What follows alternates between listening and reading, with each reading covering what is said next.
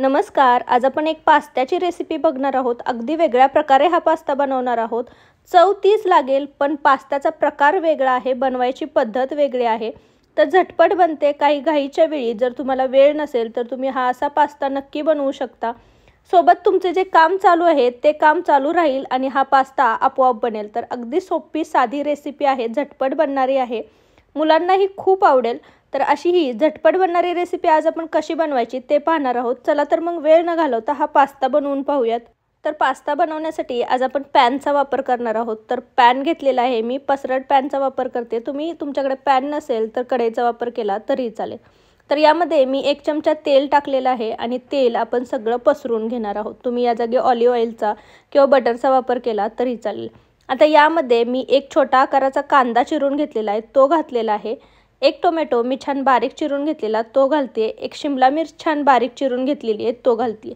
आता इथे मी macaroni pasta घेतलाय, तुमच्याकडे जो पास्ता अवेलेबल असेल तो घातला तरीही चालेल।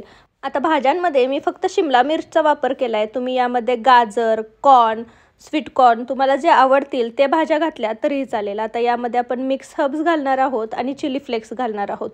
आता सोबतच मी यामध्ये 1 चमचा टोमॅटो सॉस घालणार आहे। टोमॅटो सॉसमुळे याला छान असा टँगीसा फ्लेवर येईल।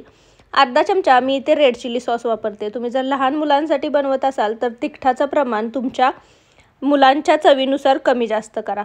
सोबतच 1 चमचा मी यामध्ये मेयोनीज घालते। आता यामध्ये मी 1 छोटा चमचा काश्मीरी लाल मिर्च पावडर घालते। घरगुती मसाला यामध्ये फक्त आपण काश्मीरी लाल मिर्च पावडर घालतोय।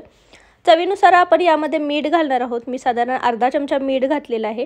आता 1 वाटीभर आपण पास्ता घेतलेला होता, त्यासाठी मी इथे 1.25 वाटी पाणी घालणार आहे। 1.25 वाटी ते 1.5 वाटी पाणी पुरेसं आहे। तर आता हे सगळं आपण छान पाणी घालून मिक्स न करता यावरती झाकण ठेवून असंच शिजवून घेणार आहोत। तर आधी हे अजिबात मिक्स करायचं नाहीये। तुम्ही पाहू शकता मी कुठल्याही गोष्टी तेलावरती परतल्या नाहीत ना भाजल्या नाहीत, डायरेक्टली ह्या सगळ्या मिक्स केल्या आणि झाकण ठेवून शिजवून घेतल्या।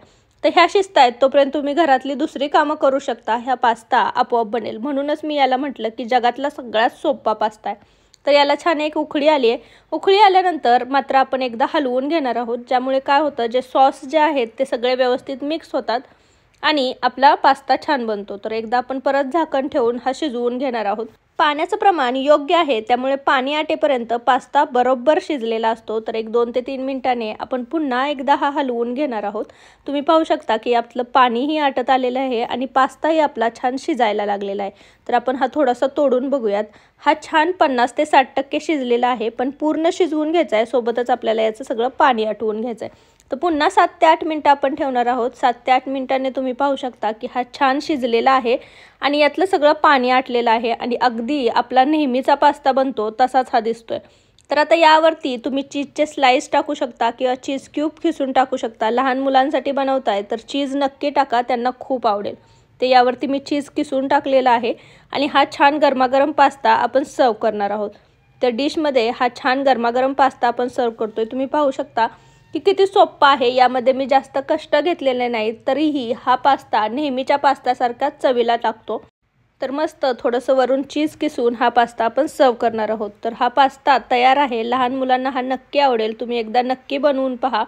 बाहेरचे तयार पास्ते आणण्यापेक्षा हा असा घरगुती मसाल्यांपासून बनलेला पास्ता लहान मुलांनाही आवडतो आणि अगदी हायजेनिकही आहे। तर असं या पावसाळ्याच्या दिवसात काहीतरी चहासोबत खाण्यासाठी किंवा सकाळच्या नाश्त्यासाठी तुम्ही हा झटपट पास्ता बनवू शकता। तर हा एकदा नक्की बनवून पहा, कसा झालेला मला कमेंटमध्ये नक्की सांगा। रेसिपी आवडली असेल तर रेसिपीला एक लाईक नक्की करा आणि तुमच्या फॅमिली आणि फ्रेंड्ससोबत याची लिंक जास्तीत जास्त शेअर करा। तुम्ही जर माझ्या चॅनलवर नवीन असाल तर चॅनलला नक्की सबस्क्राईब करा आणि जवळचे बेल आयकॉनही दाबा। त्याने माझ्या चॅनलवरच्या नवीन रेसिपींचे नोटिफिकेशन तुम्हाला मिळत राहतील। पुन्हा भेटू अशीच एक झटपट रेसिपी घेऊन। आणि हो, मी रोज एक शॉर्ट व्हिडिओ टाकत असते, तर तुम्ही शॉर्ट व्हिडिओलाही चांगला प्रतिसाद द्या। थँक्यू।